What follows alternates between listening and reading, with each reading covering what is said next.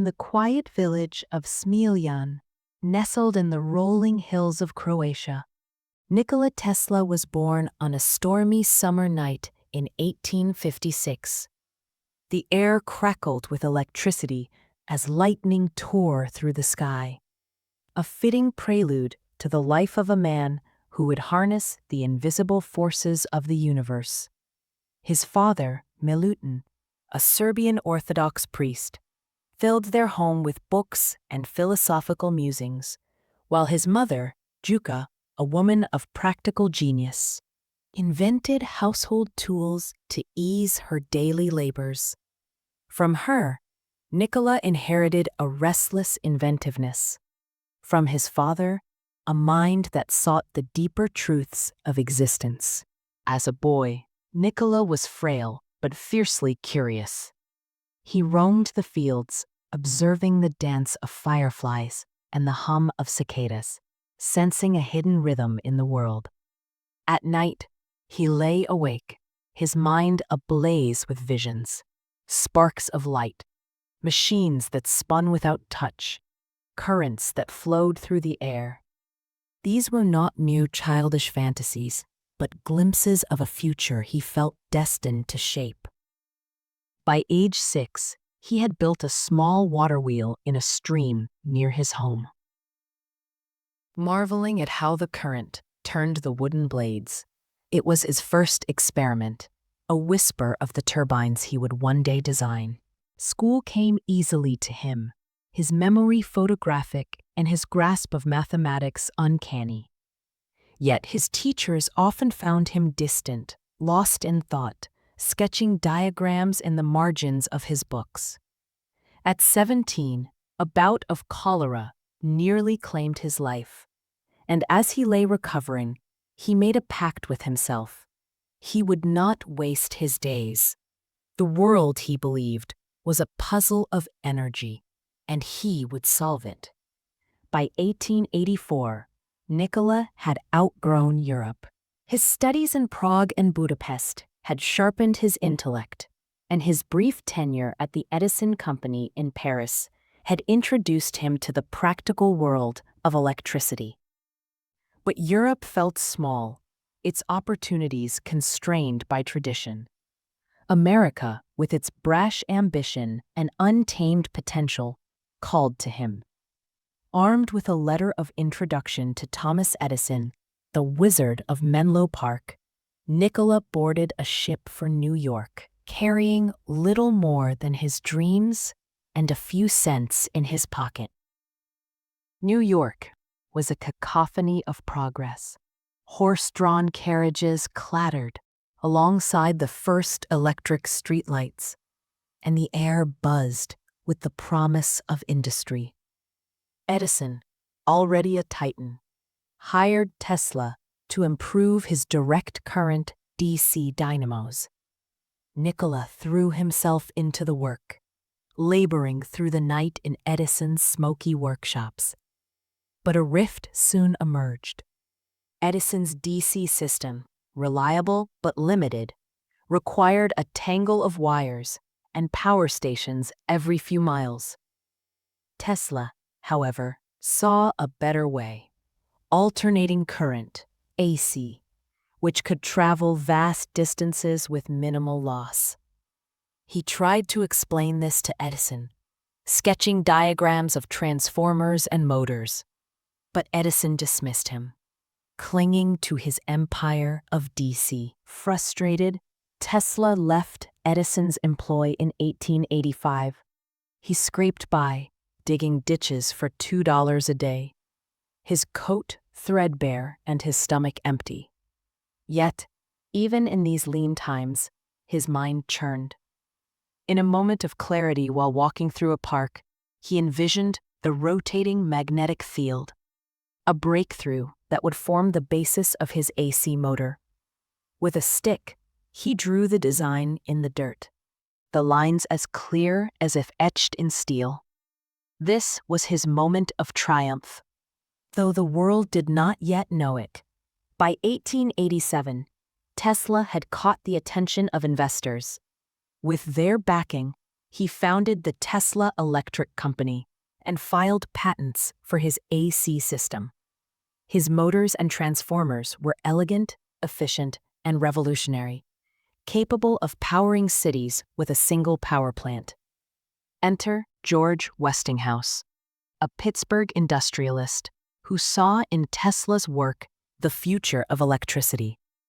Westinghouse licensed Tesla's patents, and together, they challenged Edison's dominance. What followed was the War of Currents, a battle not just of technology, but of egos and influence. Edison, threatened by AC's potential, launched a campaign to discredit it. He staged public demonstrations, electrocuting animals with AC to prove its danger, and lobbied for its ban. Tesla, undeterred, countered with his own spectacles. At the 1893 Chicago World's Fair, he and Westinghouse illuminated the entire exposition with AC power, a dazzling display of light and motion that left crowds breathless.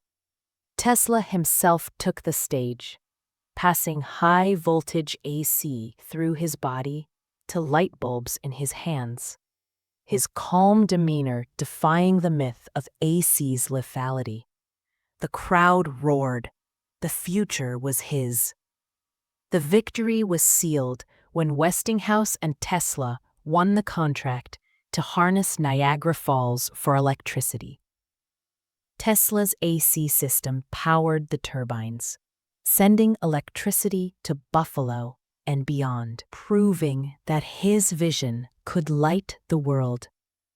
Yet even as he triumphed, Tesla's fortunes wavered. Westinghouse, strained by the costs of the war, asked Tesla to forego his royalties to save the company. In a gesture of loyalty, or perhaps naivety, Tesla tore up the contract, sacrificing millions. He believed his work was for humanity, not personal gain. The 1890s were Tesla's golden years. In his Manhattan laboratory, he pushed the boundaries of science. He invented the Tesla coil, a device that generated high-frequency electricity, producing lightning-like arcs that danced in the air. He explored wireless communication, sending signals across rooms and dreaming of a global network, a precursor to radio and the internet. He even experimented with X-rays, unaware of their dangers, and pondered the possibility of wireless power, imagining a world where energy flowed freely, like water from a stream. His lectures drew crowds of scientists and socialites alike, with his tall, gaunt frame, piercing eyes, and precise diction. Tesla was a showman as much as a scientist. He spoke of powering ships across oceans without fuel, of communicating with Mars, of harnessing the Earth's own energy. To some, he was a prophet. To others, a madman.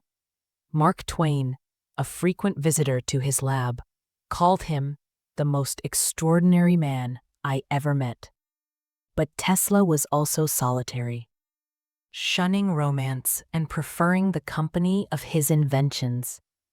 He claimed his celibacy fueled his creativity, though his letters hinted at a longing for connection. His mind, however, was his true companion. He could build entire machines in his imagination, testing them mentally before constructing a single part. This gift allowed him to work with astonishing speed, but it also isolated him. He saw further than his peers, and they often struggled to keep up. When Guglielmo Marconi claimed credit for radio, using Tesla's patents, Tesla remarked dryly, "Marconi is a good fellow. Let him continue. He is using 17 of my patents." The courts would later agree, but not in time to restore Tesla's fading fortunes. By the early 1900s, Tesla's star began to wane. His ambitious Wardenclyffe Tower project, a massive structure on Long Island meant to transmit wireless power and communications worldwide, consumed his resources. Investors, including the powerful J.P. Morgan, grew skeptical as costs soared and results remained elusive. Tesla poured his heart into the project, envisioning a world united by free energy. But Morgan withdrew funding, and the tower stood unfinished. A monument to dreams unfulfilled. The loss broke something in Tesla. He retreated inward, his once vibrant lectures replaced by cryptic pronouncements. He lived in hotels, moving from one to another as debts mounted, always impeccably dressed but increasingly eccentric. He grew obsessed with pigeons, feeding them daily in Bryant Park and nursing the injured ones in his room. One white pigeon, he claimed, was his favorite, its eyes glowing with a light he swore was otherworldly, period. His ideas, too, grew stranger. He spoke of death rays and earthquake machines, of capturing cosmic rays to power cities. Some dismissed him as a crank, but others saw glimmers of truth in his wild theories. Decades later, scientists will revisit his concepts, finding in them the seeds of modern technologies like wireless charging and particle beams. But in his lifetime, Tesla was increasingly alone, his genius overshadowed by his quirks. By the 1930s, Tesla was a shadow of his former self. He lived at the Hotel New Yorker, subsisting on milk and crackers, his once sharp frame frail. Yet, his mind remained active. He corresponded with scientists, offered advice on wartime technologies, and continued to sketch inventions he would never build. On his 75th birthday, he received letters from luminaries like Albert Einstein, praising his contributions. Tesla read them with quiet pride, but insisted his greatest work was yet to come. On January 7, 1943, Nikola Tesla died alone in his hotel room at the age of 86. His body was discovered days later, his papers scattered across the desk. The FBI seized his belongings, fearing his inventions might fall into enemy hands, but found little of immediate use. His legacy, however, was undeniable. His AC system powered the modern world. His coils sparked innovations in radio and medical imaging, and his vision of wireless communication laid the groundwork for the digital age. Tesla's life was a paradox, a man who illuminated the world yet lived in shadow, who gave humanity its future yet died in obscurity. He was not a businessman like Edison, nor a showman like Marconi, but a dreamer who saw beyond the horizon. His sacrifices, royalties forgone, patents unclaimed, reflected a belief that knowledge belonged to all. Yet, this idealism left him vulnerable, a casualty of a world that valued profit over prophecy. Today, Tesla's name is synonymous with innovation. His story inspires those who dare to think differently, who see in the ordinary the potential for the extraordinary. From the hum of power lines to the glow of smartphones, his spark endures, a reminder that one mind, driven by curiosity and courage, can change the course of history. In the end, Nikola Tesla was more than an inventor.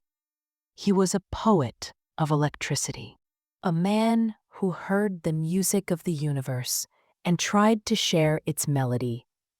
Though his tower fell, his dreams still stand, reaching for a future he knew was possible. A world alive with light, connected by invisible currents, forever charged by the visionary's spark.